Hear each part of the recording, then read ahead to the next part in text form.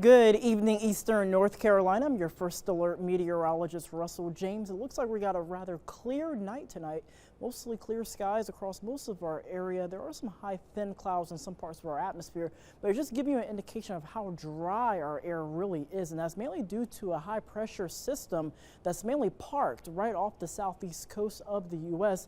Meanwhile, further back towards the central U.S., there are some showers and storms even producing a little bit of severe weather across parts of the Great Plains. It's this system that's going to be impacting us over the next few days, not today or tomorrow, but more so going into your Saturday. In fact, for this afternoon and tonight, even going into the overnight hours, we have a severe threat all the way from Oklahoma up towards southwestern parts of Iowa due to the potential of seeing some hail, high winds, and an isolated tornado threat. But for us, we're looking clear, good to go. That means going into the overnight hours and most certainly going into your Thursday is going to be starting off very nice. In fact, temperatures heading out the door Thursday morning, upper 50s, low to middle 60s along the coast. We're going to have those southwesterly breezes, which is going to cause these temperatures to quickly soar.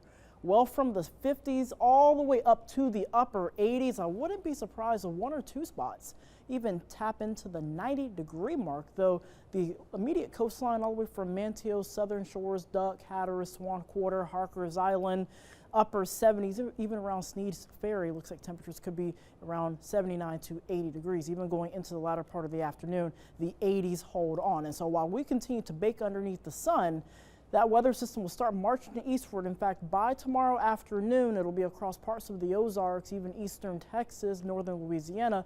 Meanwhile, we're going to have that southwesterly flow increasing temperatures out ahead of the front. When you bring in the warm temperatures, the heating of the day, you get a frontal system that sparks showers and storms as a lifting mechanism. It'll be progressing eastward across parts of western North Carolina as we head into Saturday morning. So if you have plans Saturday morning, Greenville, you're looking good. It seems like most of the shower activity will be across Banner Elk, Boone, even down towards Charlotte, eventually progressing eastward across Raleigh-Durham as we go into the middle part of the afternoon, but it'll be on our doorstep here around 9 o'clock in the evening. A quick round of rain, locally heavy at times, but then the skies will be clearing as we head into your Sunday. And behind that front, we're going to be dropping very quickly all the way down into the 70s and yes, even some upper 60s, certainly not out of the realm of possibility as we go into the beginning part of next week. But for tomorrow, giving a high of 89 degrees, very close to 90.